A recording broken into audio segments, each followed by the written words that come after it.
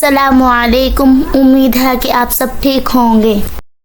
आज मैं आपके साथ 5 ऐसे वजीफे शेयर कर रही हूँ जिनमें अगर ईमान और इखलास के साथ अमल किया जाए तो अल्लाह ताला रिस्क में कशादगी, बरकत और अमीरी अता फरमाते हैं।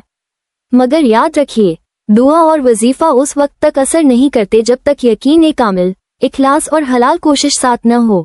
कुछ बातें हमेशा याद रखें। दुआ मांगते वक्त दिल में पूरा यकीन रखिए कि अल्लाह सुन रहा है। नीयत साफ और खालिस हो और कोशिश जारी रखिए। रिस्क के लिए हर बार वजीफा करते हुए सिला रहमी, सदका और हलाल कमाई पर जोर दे, यही बरकत के असबाब हैं। अब मैं आपको वो 5 वजीफे तरतीबवार बताऊंगी। आप गौर से सुनिए और अगर इनमें से कोई एक भी अपना ले और पाबंदी से करें तो इंशाअल्लाह फायदा जरूर होगा।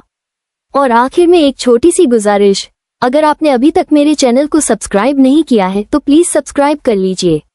वीडियो को लाइक करने की हिदायत मैं जबरदस्ती नहीं करूंगी, बस एक छोटा सा सब्सक्राइब कर दे और कमेंट्स में अपनी नियत या हाजत जरूर लिखें ताकि मैं आपको दुआ में याद रख सकूं।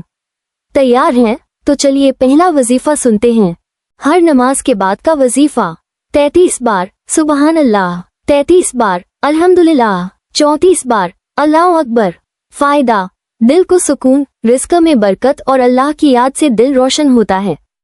या फताहू या रज़्ज़ाक़ु, ये इसमें मुबारक रोजाना कम से कम 111 बार पढ़े। इंशाअल्लाह रिस्क में आसानी होगी और बंद दरवाजे खुलने लगेंगे। सलातुल हाजत, नमाज हाजत, जब कोई बड़ी जरूरत या परेशानी हो तो 2 रकत नफ हाजत पढ़कर अल्लाह से दुआ करें। ये दुआ बहुत कबूल होती है।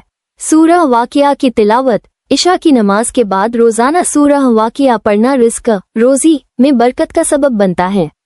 आयतुल कुर्सी और तीनों कुल, हर फर्ज नमाज के बाद आयतुल कुर्सी और सूरह इखलास, फलक, नास पढ़ना ये हिफाजत भी देता है और दिल को सुकून व रिस्क में बरकत भी लाता है। जिंदगी के 2 बड़े अमल, सदका व खैरात, चाहे थोड़ा ही क्यों न हो, अल्लाह की राह में दे। यह माल में बढ़ोतरी और मुसीबतों से हिफाजत का सबब है। सिलाए रहमी, रिश्तेदारों से अच्छा सलूक, नबी ने फरमाया कि रिश्तेदारों के साथ अच्छा बर्ताव करने से उम्र और रोजी दोनों में बरकत होती है।